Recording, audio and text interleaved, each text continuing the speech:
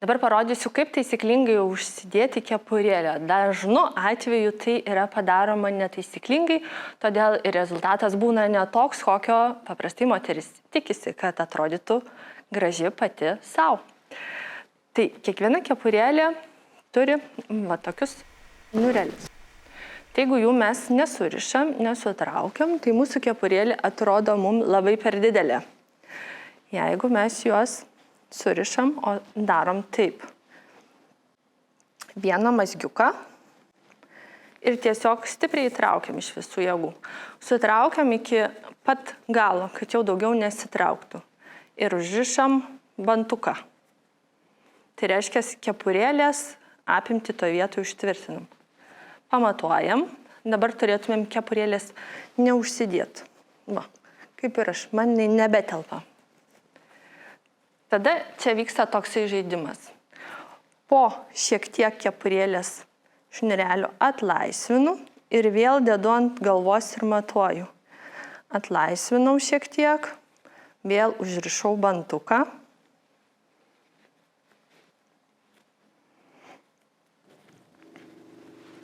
Ir dar kartą bandau užsidėti kepurėlę.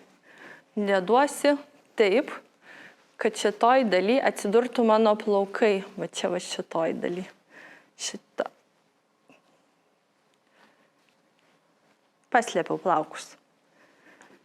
Ir dabar labai svarbi dalis. Kepurėlė turi pakibti ant ausų. Neturi būti va taip nusmaukta ir nutraukta, nes tokiu būdu yra metamas šešėlis ant veido ir jūsų veidas atrodo negražiai. Kai jūs ją pakeliat, veidas iškart pašviesėja, nemetamas yra šešėlis. Plaukučių šiek tiek čia tikrai gali matyti, šiuo atveju pas mane nesimato. Grifkos iki čia, žinoma, savaime suprantama, neturėtų būti.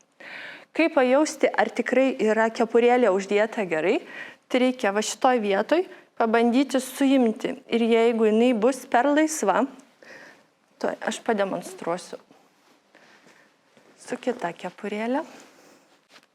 Nu, vat, aiškiai matosi, kad per laisva. Tai šitoj vietoj jūs galėsite suimti, o šitoj vietoj neturit nieko suimti. Taip kaip yra ankstesniai kepurėliai. Va čia man niekas nesusiema.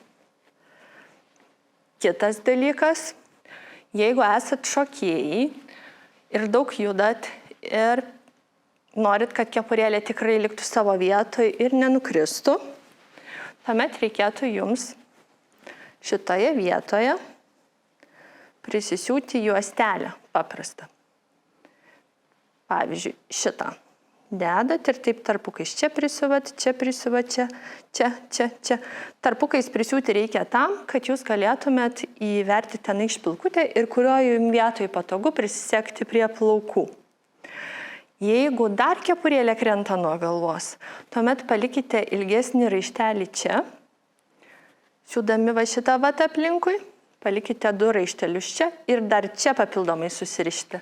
Tai gausis toksai kaip lankelis, surištas šitoj vietoj, tos raištelius paslėpsit po kepurėlę ir tikrai kepurėlės niekaip nepavyks nusimti.